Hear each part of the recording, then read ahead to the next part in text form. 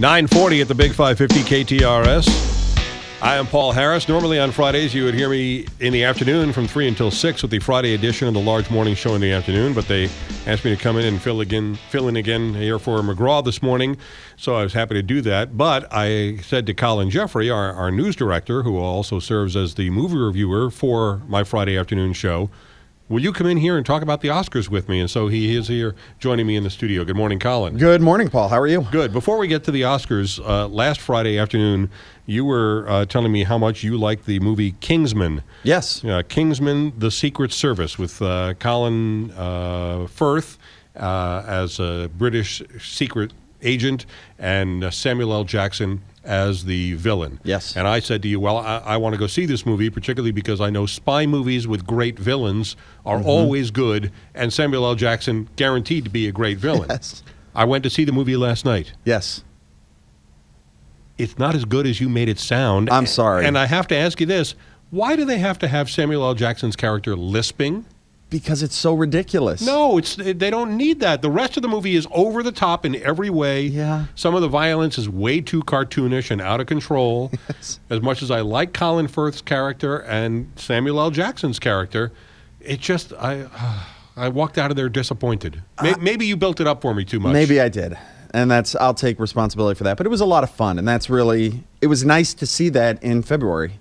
A fun movie that is not junk, frankly. It was fun, and there are going to be sequels, right? It looks like there's going to be a sequel, at least. Yeah, and you were right about the gadgets. They were very clever. Oh, yeah. Very clever stuff in there. All right, so let's talk about the Academy Awards, which will air Sunday night on ABC. A reminder that Saturday night, the Razzie Awards will be announced by John Wilson, who I had on the show a few weeks ago when he announced the Worst Picture list for this year, the 35th Annual Razzie Awards. And up for Worst Picture there are Kirk Cameron's Saving Christmas, Left Behind, Legend of Hercules, Teenage Mutant Ninja Turtles, and Transformers 4, none of which I saw.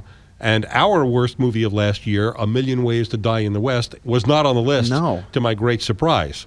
But on Sunday night, it'll be for the best in movies, and the 8 motion pictures nominated for Best Movie of the Year are American Sniper, Birdman, Boyhood, Grand Budapest Hotel, The Imitation Game, Selma, Theory of Everything, and Whiplash. What are your thoughts on the Best Picture race? Well, if we look at all of the other awards, there's one award that predicts the winner most of the time. That's the Producers Guild Award of America.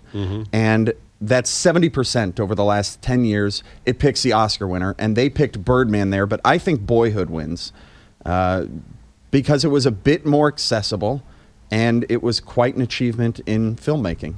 And because Richard Linklater made a movie over the course of 12 years, not because he couldn't get financing, but by design.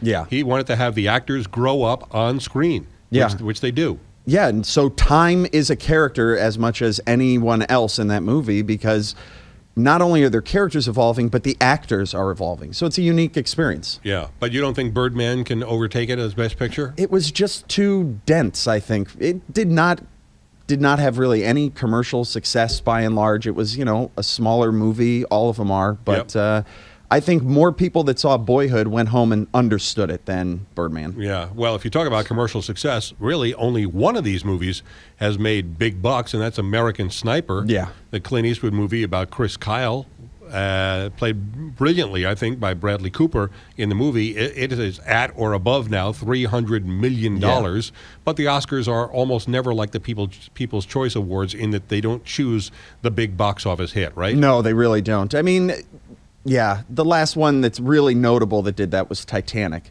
And, Avatar was the top grossing movie but lost to The Hurt Locker. So, no, commercial success doesn't really mean Best Picture. Okay, now what about the movie Selma? There has been some controversy about this because of the 20 nominees in the acting categories. They are all white men and white women.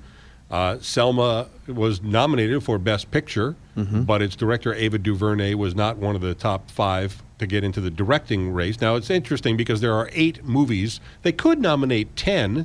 Yes. And you pointed out, why isn't the Lego movie even in there. It's not nominated for Best Picture or Best Animated Feature. We can come back to that in a second, but let's stay on Selma for a second, because there was controversy about this movie, and as you explained it to me late in December, this really is the fault of the movie company, isn't it? Yeah, Selma didn't get their screeners out in a reasonable time. And so a lot of people didn't see it. And there was actually Cinema Blend went and did a survey of the voters. And a full 10% of all people who vote for Best Picture did not see Selma. And most of the people who vote, it's ironic to me that most of the people who vote on the Academy Awards, who are members of the Motion Picture Academy, don't go to movie theaters to see movies. No, they get them sent to their house. On a DVD. All they have to do is put it in and hit play. Right. And they don't do it. I mean, and so if you're a movie and you're not sent to their house, they're not going to know to vote for you. Yeah. They're not even going to consider you. So you think that that's what doomed Selma? I think that's part of it. Yeah, I think that's a big part of it. And then there was controversy surrounding how the story was told and how President Johnson was portrayed in it. And that probably didn't help it much. Yeah, I agree. I like the movie. I think it's an important historical document. Just doesn't get the history right, particularly the LBJ part of it. But I thought she did a good job, and I thought David Oyelowo as Dr. Martin Luther King was really, really good.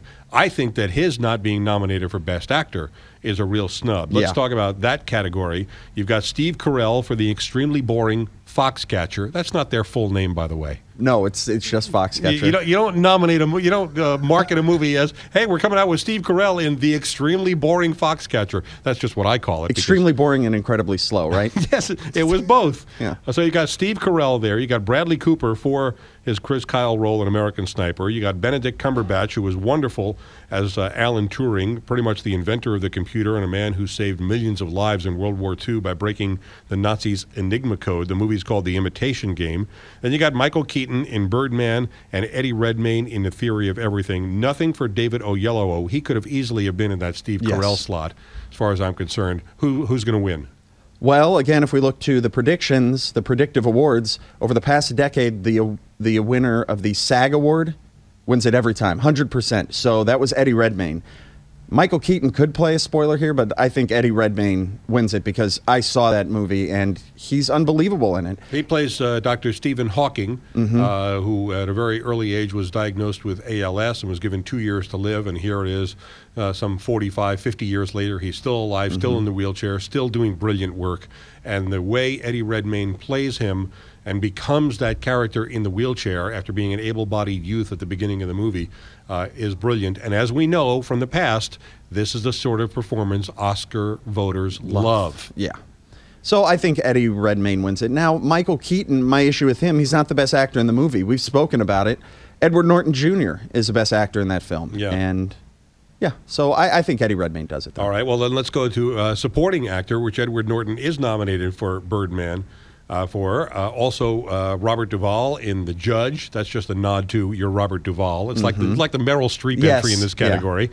Yeah. Ethan Hawke in Boyhood, Mark Ruffalo in The Extremely Boring Foxcatcher, and J.K. Simmons as a music teacher in Whiplash. J.K. Simmons is going to win this. Lock? This is one of two absolute locks for the night.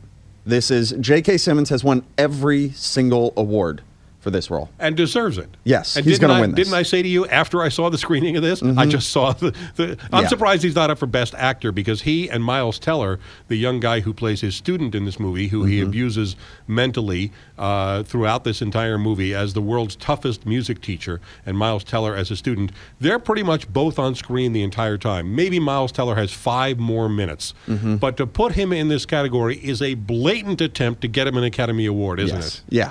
Yeah, and he's going to. This was spectacular. What would happen if he were in the same category, which he deserves to be, I think, with Eddie Redmayne and Michael Keaton? That would be a real race. That would. Yeah, and I think the Best Actor category is pretty full anyway. So, I mean, this was a good move for them. Yeah. He's going to win. And they're going to get it. Okay, best performance by an actress in a leading role. You got Marion Cotillard in the movie no one has heard of or seen, 2 Days, One Night. Felicity Jones, who plays Stephen Hawking's wife in The Theory of Everything. Julianne Moore as a woman who has the onset of Alzheimer's in her middle years. Rosamund Pike as the victim slash what would you call her, perpetrator in Gone Girl. Don't want to spoil the movie for anybody, but that was my movie of the year, and I'm upset that when they had only 8 nominees for Picture of the Year, you were upset that Lego Movie wasn't in there. Yes. I was upset that Gone Girl wasn't in there. It was by far the best movie of the year. So Rosamund Pike is in that category, and Reese Witherspoon for her vanity project, Wild. Who's the winner there? Julianne Moore, I think. She's great in that movie. There's no other way to say it. She's very, very good in that movie, and yeah, she's won a lot of awards up until now. I think it's a pretty safe pick to assume she continues to win. She's the other lock you were talking about before? No, the other lock is Patricia Arquette for supporting actress. Oh, okay. Well, that's the one we're getting to here. She's nominated for Boyhood. Laura Dern for Wild, which was surprising because she's barely in that movie. Keira Knightley for The Imitation Game. Emma Stone, who gave a terrific performance in Birdman. And Meryl Streep in the Robert Duvall slot for Into the Woods. No competition there for Patricia Arquette? Patricia Arquette played this role so well that the LA Film Critics gave her the award for Best Lead Actress. She's going to win this award. Wow. She's won all the awards, and the LA Film Critics said, not only are you great as a supporting actress, but you really were the lead actress in this film. Yeah, should she have been in the lead actress category? Probably. Or this is kind of like a J.K. Simmons thing. If we put her in supporting, she'll win? Yeah. Yeah. All right, we've got to take a break, and when we come back, there are a couple more categories to get to here for the Sunday night Oscars telecast on ABC. This is the Big 550 KTRS. This is McGraw Live on KPLR 11.2, STLtoday.com, and the Big 550 KTRS.